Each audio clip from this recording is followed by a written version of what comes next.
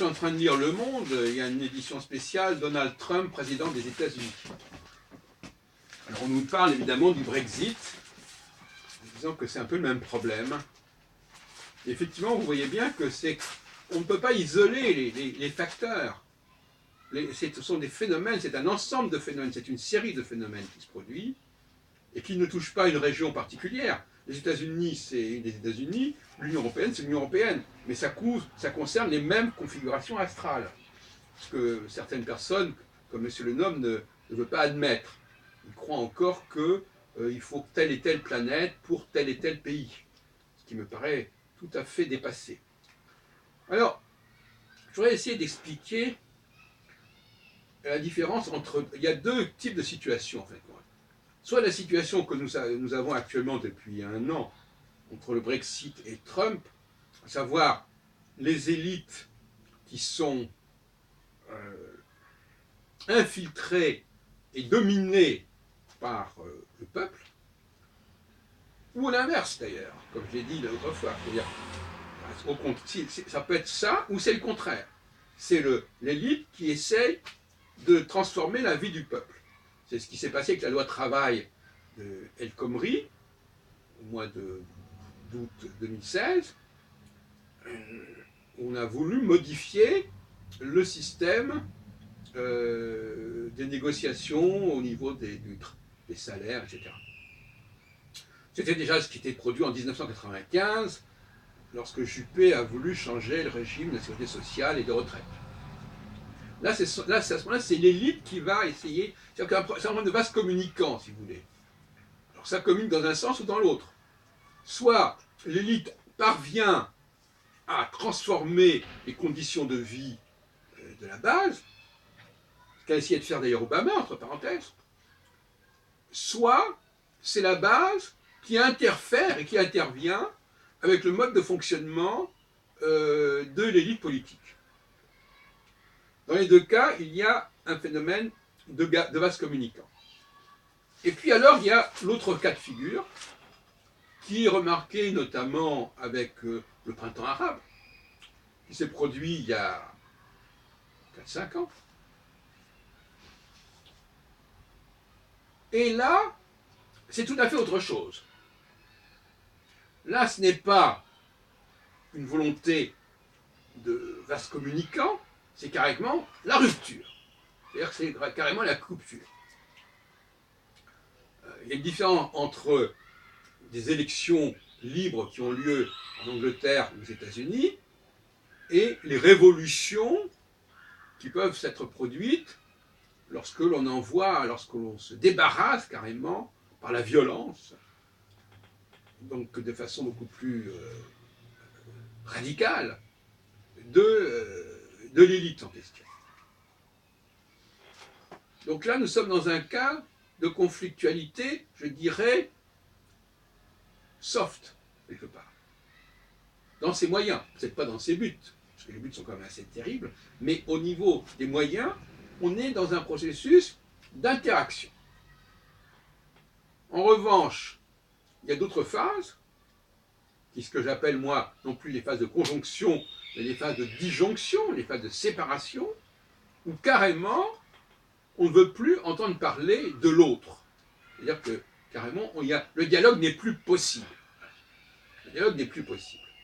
Il n'y a plus de possibilité d'organiser la société dans un dialogue, dans une consultation, dans une négociation. Parce que c'est quand même ce qui va se passer. Là. On est toujours dans un processus de négociation. Trump va devoir négocier avec le Parti républicain, qui est son propre parti, mais qui a ses propres feuilles de route, si vous voulez. Il va devoir négocier avec ses partenaires. Donc on est à la négociation. Et le Brexit aussi, c'est la négociation. En revanche, dans 3 ans, 2018, 2019, on aura une phase inverse de celle que nous avons actuellement. C'est-à-dire que nous aurons une phase révolutionnaire, surtout. Révolutionnaire au sens d'un rejet pur et simple du camp adverse. Il ne s'agit plus de l'infiltrer, il ne s'agit plus de faire entendre sa voix par un processus d'interaction et d'interférence, d'infiltration. Il s'agit carrément, dans ce cas-là, de la rupture. C'est ce qui s'est passé en 1968, c'est ce qui s'est passé en 1989, c'est ce qui s'est passé en 2011. J'ai déjà étudié ces cas-là. Donc cette série-là, c'est la série de la disjonction, quand Saturne est éloigné autant que possible de la conjonction. C'est-à-dire que l'effet conjonction est de plus en plus vidé de sa substance. Donc vous voyez bien que la conjonction, finalement, quand on y pense, c'est pas si grave que ça. Parce qu'il y a pire que la conjonction, c'est la disjonction. Donc il faudrait quand même le comprendre, ça. Autrement, on va de Charybde dans Scylla. Donc effectivement, nous avons là des perspectives qui ne sont pas celles que l'on voit aujourd'hui. Il ne faut pas imaginer que les choses vont durer comme ça indéfiniment. Là, il s'agit plutôt de quelque chose qui va dans une sorte de volonté d'union.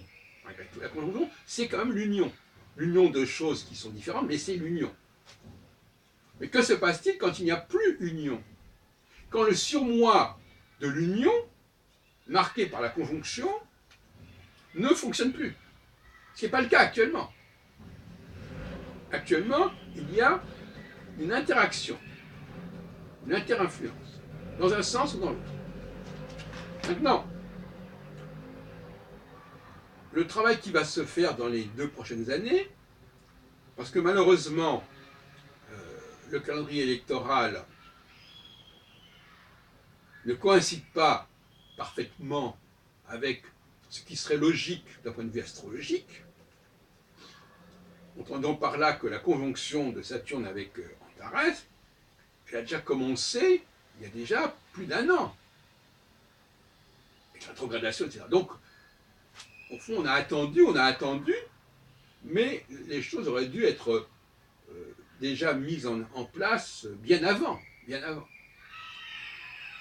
c'est pour ça qu'il faut bien comprendre que le calendrier électoral correspond certes à un besoin du peuple, comme je disais dans un autre exposé, d'organiser son temps après des structures bien définies, mais en même temps, les dates qui correspondent à ce calendrier ne correspondent à rien. C'est-à-dire, donc elles vont croiser les dates proprement astrologiques, mais elles ne coïncident pas avec elles, et donc par conséquent, il n'y a pas une très bonne ergonomie. Donc là, par exemple, cette phase conjonctionnelle, elle est déjà en train de se terminer. En tout cas, dans le meilleur des cas, elle est déjà au moins à mi-chemin de son mode de fonctionnement. Donc, il faut bien comprendre que ça va... il y a déjà un compte à rebours pour la phase conjonctionnelle. Et d'ici 1 an, d'ici 1 an et demi, on va déjà voir apparaître les failles de ce processus conjonctionnel, et on va se dire après coup que ce qui se passe actuellement, c'est encore pas le pire. Le pire, c'est quand il y a carrément une rupture, un rejet total.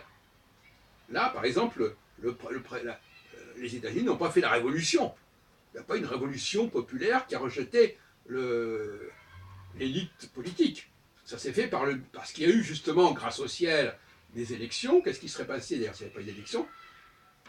Le système aurait été encore plus bloqué.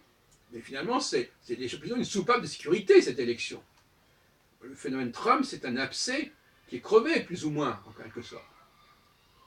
Donc, ce n'est pas forcément le pire qui s'est produit. Alors, nous avons évidemment, l'année prochaine, les élections en France. Et comme disent certains, si ça continue comme ça, Marine Le Pen va avoir ses chances. Marine Le Pen ou son père, si on peut dire, parce que je rappelle qu'en 2002, Le Pen était resté au 2e tour.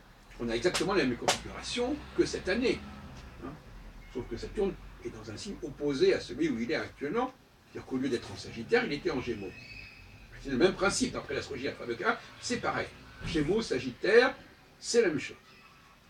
C'est ce que disent d'ailleurs les astrologues allemands de l'école Hébertine. Tous les signes mutables, c'est 80 degrés, c'est la même chose. Et donc, ils sont conjoints.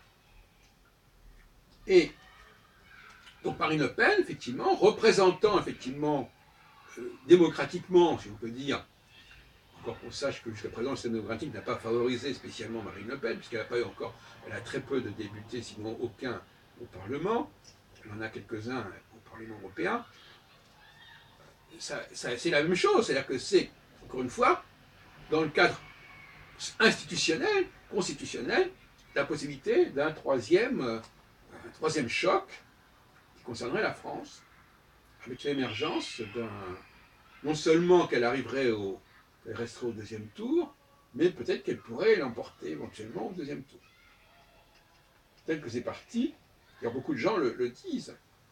D'ailleurs un des amis hier soir disait cela, il disait Brexit, Trump, Le Pen.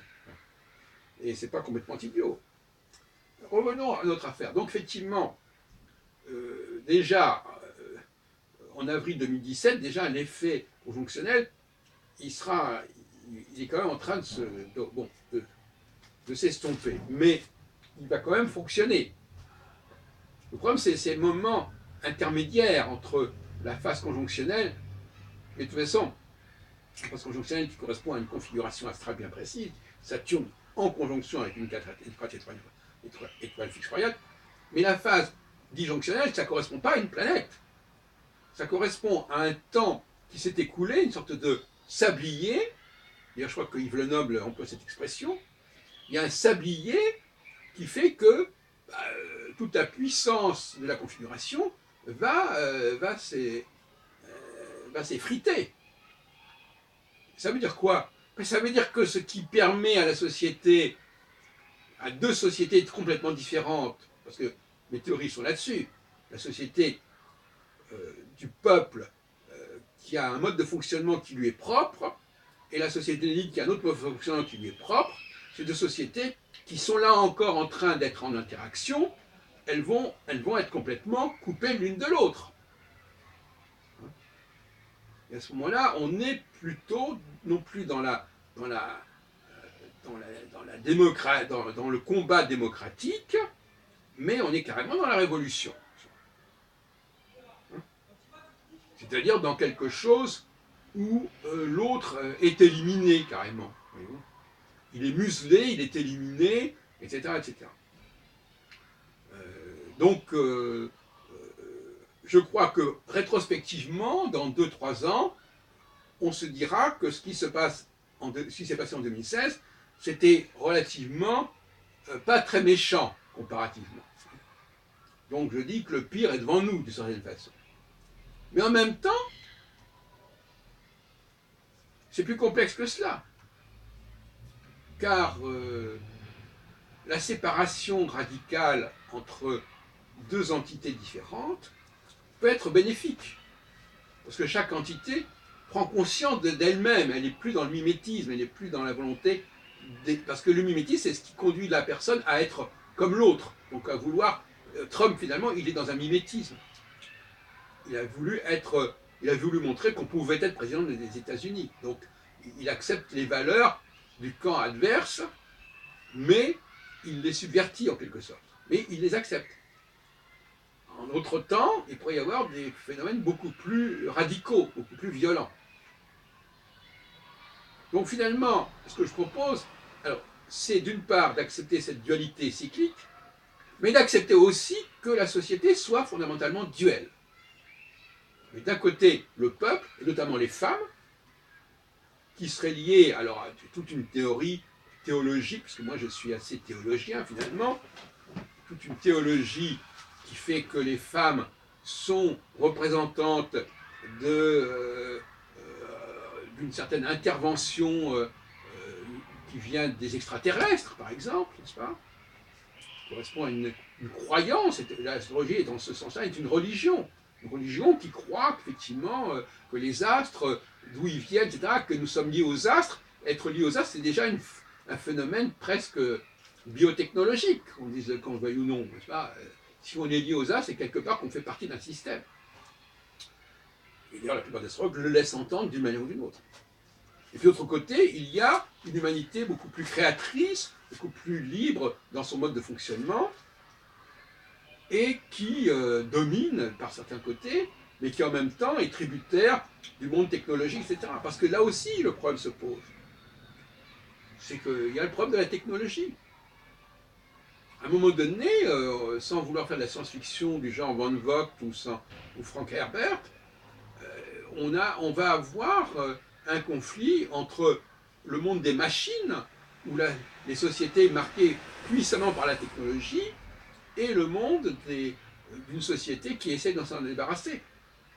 Je renvoie au film Avatar, qui était assez remarquable, qui a été fait il y a quelques années, à ce sujet, n'est-ce pas? Donc, il ne faut pas non plus dramatiser. Ça peut être effectivement douloureux, cette espèce de conflictualité qui pourrait avoir lieu lorsque l'effet conjonctionnel sera estompé, mais c'est aussi un ressourcement. La négociation, ce n'est pas forcément le nec plus ultra, ce n'est pas forcément l'idéal. Parce que la négociation, ça veut dire qu'on perd son identité quelque part. Et même Trump, quelque part, il perd son identité en devenant président des États-Unis. Au fond, il est récupéré par l'establishment, qu'il veuille ou non. Il est récupéré, c'est la fameuse théorie de la récupération. En arrivant au pouvoir, les masses, les représentants de cette masse, sont récupérés. Et c'est ce qui va se produire très probablement. Il va être récupéré par l'establishment républicain, tout simplement, qui a, rappelons-le, la majorité à la fois au Sénat et à la Chambre des représentants, actuellement. Donc, il faut calmer le jeu. Ce qui se passe actuellement n'est pas dramatique. Il faut s'attendre à bien pire que ça. Et même si Marine Le Pen devait l'emporter, de toute façon, il y aurait des contre-pouvoirs évidents, ne serait-ce qu'au niveau du Parlement, etc., qui se produiraient certainement et qui conduiraient à une forme de cohabitation, de toute façon.